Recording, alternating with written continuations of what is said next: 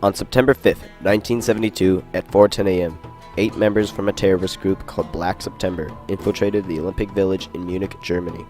They killed 11 Israeli Olympiads and coaches after a brutal 18-hour hostage situation. This tragedy intensified the vicious conflict between Palestine and Israel, which can be traced back to the start of Zionism and the compromises of Resolutions 181 and 242 made by the United Nations. This event also led the way to an Israeli assassination squad which took part in numerous attacks on Palestinian Liberation Organization members, showing Israel's refusal to compromise after the massacre. In the 1890s, Theodor Herzl started the Zionist movement in response to the anti-Semitism across Europe in the 20th century. After the Ottoman Empire fell in World War I, Britain gained control of Palestine and worked to find a place for Jewish people to live in their own state and to gain control of desirable trade routes. According to the Balfour Declaration of 1917, Palestine would be the site for a new Jewish state. Palestinians disapproved of the declaration and began attacking many new Jewish immigrants. After the atrocities of World War II, Britain handed the issue of Palestine and Israel to the United Nations. In 1947, the United Nations created Resolution 181, which was the plan for a shared Jewish and Arab state. Jewish people accepted this plan, while Arabs rejected it. War for Israel's independence was about to begin. In support of their fellow Arabs, the surrounding countries of Jordan, Syria, Lebanon, Iran, and Egypt went to war against Israel. After 10 months of fighting, the Zionist movement proved too powerful and Israel gained even more land than the original partition granted. Israel was a new country and was recognized immediately by United States President Harry Truman. During this time period, mass massacres were committed by both Israel and Palestine. This includes the massacre of over 100 Palestinians at Deir Yassin in 1948 by Israeli forces, and the Gush Etzion massacre, where around 120 to 150 Israelis were killed by Arab irregulars. Following World War II was the splitting of Germany into 4 separate zones and disarming all military personnel. The United States, Britain, and France allowed their zones to join together, creating West Germany on May 23, 1949. The Soviet Union controlled East Germany and planned to keep the two countries separate to protect a new communist state.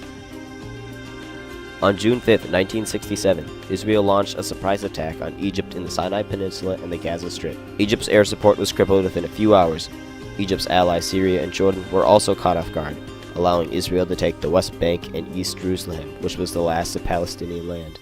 The United Nations stepped in quickly with Resolution 242, calling for a ceasefire and peace between the countries in return of Israel giving back the land it had conquered. In the years following the Six-Day War, Israel would not give back the land they had conquered from Palestinian refugees. This led to the Avivim school bus massacre, where Palestinians attacked an Israeli school bus, killing 12 and injuring 19 children. In 1970, the Palestinian Liberation Organization was driven out of Lebanon by a civil war and into Jordan, where the attacks against Israel increased dramatically. This included many more car bombings, letter explosives, and eventually the attack in Munich, Germany. On August 26, 1972, in Munich, Germany, the 20th Summer Olympic Games of Peace and Joy began. These Olympics were famous for American swimmer Mark Spitz winning 7 gold medals, Soviet Union gymnast Olga Korbut redefining gymnastics, and because of the Munich massacre. Germany had only hosted the Olympics once before in the year 1936 by the Nazi regime in Berlin. Israel was wary of returning to Germany since many athletes had family members killed or were survivors of the Holocaust. The security of the Games was also at an all-time low because they wanted the theme of peace to be upheld and to show the world that they had moved on from their militaristic rule. Teams would sneak in and out of the Olympic Village over a 6-foot fence almost every night. Black September infiltrated the village while climbing the fence, dressed as another Olympic team with tracksuits and duffel bags holding their Kalashnikov rifles at 4:10 a.m. Security deemed them as athletes returning back after a late night on the town. After climbing the fence, they walked to building number 31 on Connolly Strasse, where the Israeli team of Olympiads and coaches were staying. In the initial assault, Zeev Friedman, David Berger, Yakov Springer, Eliezer Haufen, Josef Gutfreund, Kiat Shor, Mark Slavin, Andrei Spitzer, and Amit Zur Shapira were taken hostage from apartments 1 and 3. Moshe Weinberg and Yosef Romano were killed while helping fellow teammate Gad Sabari escape. Israeli blood had been shed on German soil once again. Knowing the village was aware of their presence, the group made their list of demands.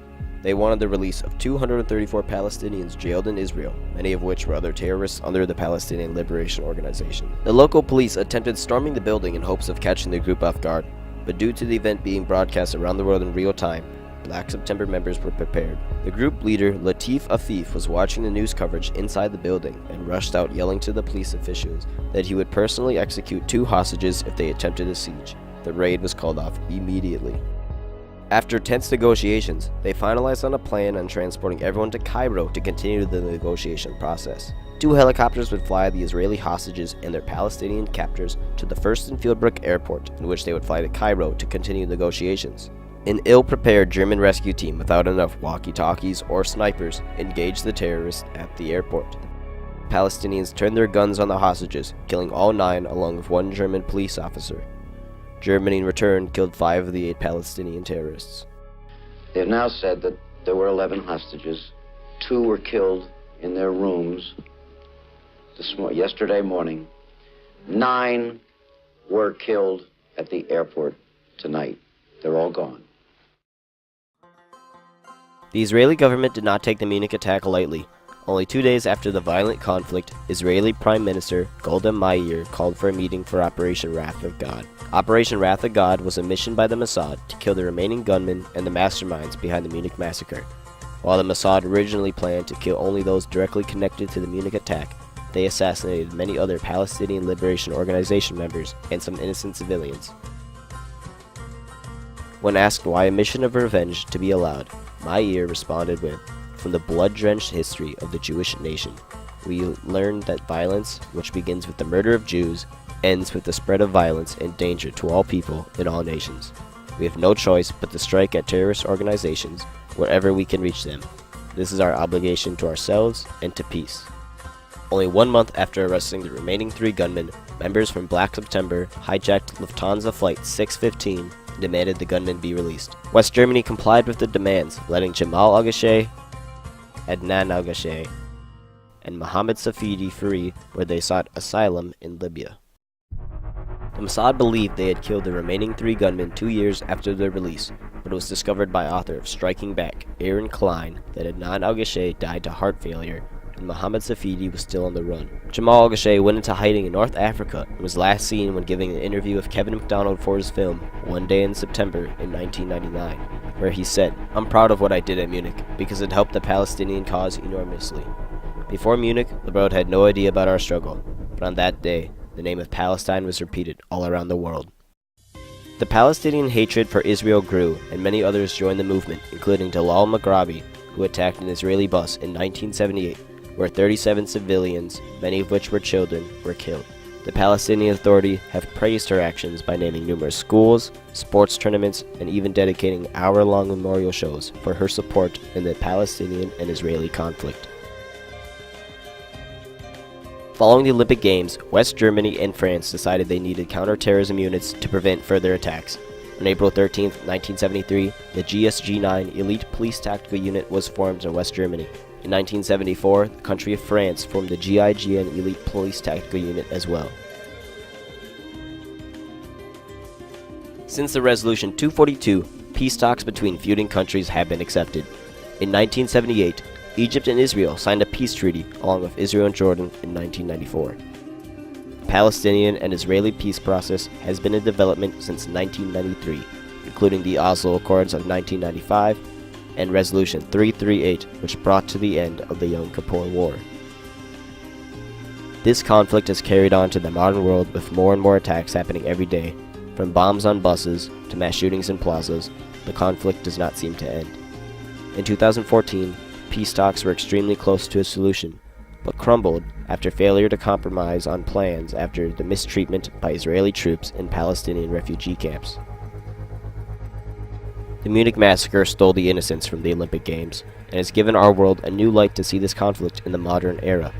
With the failures to compromise in the past, we can only hope that a compromise is made between Israel and Palestine to ensure this type of event does not happen again.